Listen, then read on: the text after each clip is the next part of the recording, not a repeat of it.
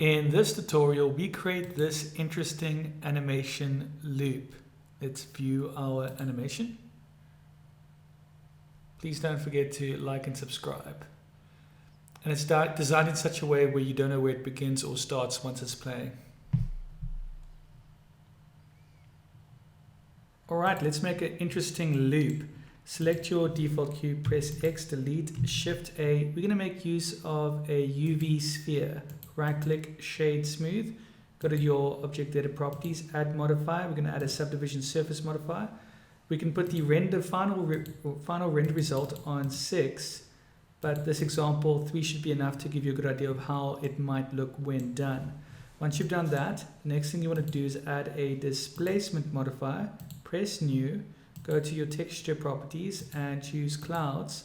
Once you've chosen clouds, change this to, well, we'll play around with this. Let's choose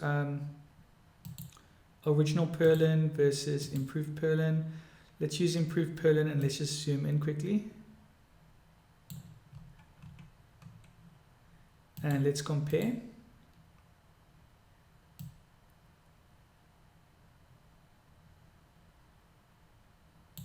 All right. And what we're going for is a shape something like this where it hasn't got too much detail. Let's bring this back to about there. Here we go, this weird looking shape. And we go back here, we change this to object, Shift A, empty, plane axis, S5, just to scale it out. Select this again, choose the empty, and currently the empty is perfect, so we're going to select the empty. We're going to press I, location. And all we need to do now is change the frame to 50. G, move it anywhere you want, maybe down here, press I, location, and then go to frame, let's say 100 is the final frame, so you'll have to go to 101 and press the x-axis on 0, y on 0, z on 0, I, location, and make the in frame 100. Let's take a look at the shape. Now we can play around with the detail and some of the other cool things we can.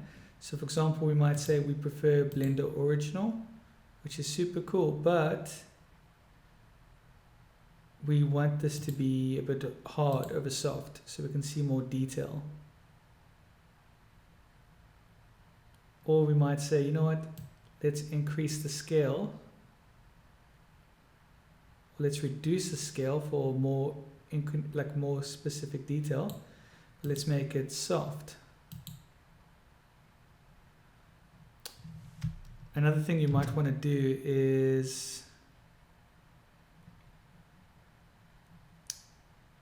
reduce the movement. So let's go to frame 50.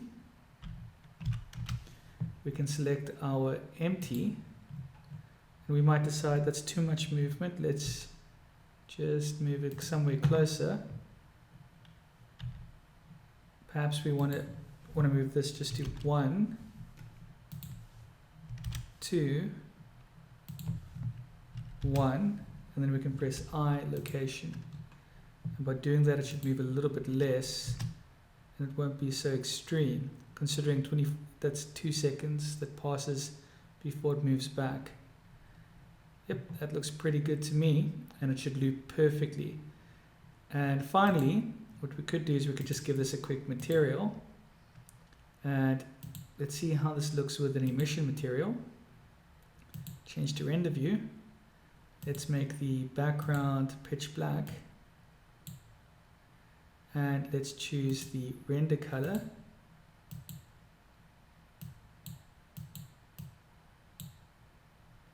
And perhaps emission isn't the best one. Let's use glossy.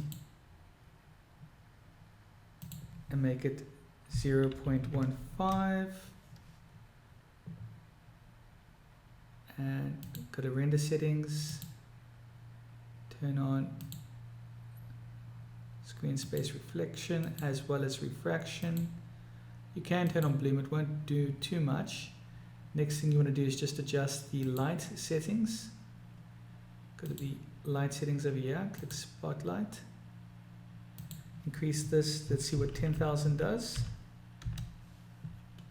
Oh, that's 100,000. I meant to do 10,000. And let's view this through our camera lens. Perhaps we can just use sun and then we just press 10. And that gets a similar result. And perhaps we would prefer to use an environmental texture, which I prefer to use.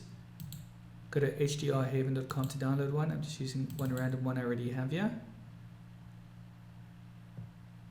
And there you have it. Please don't forget to like and subscribe. I hope you enjoyed this tutorial, and I'll see you in the next one.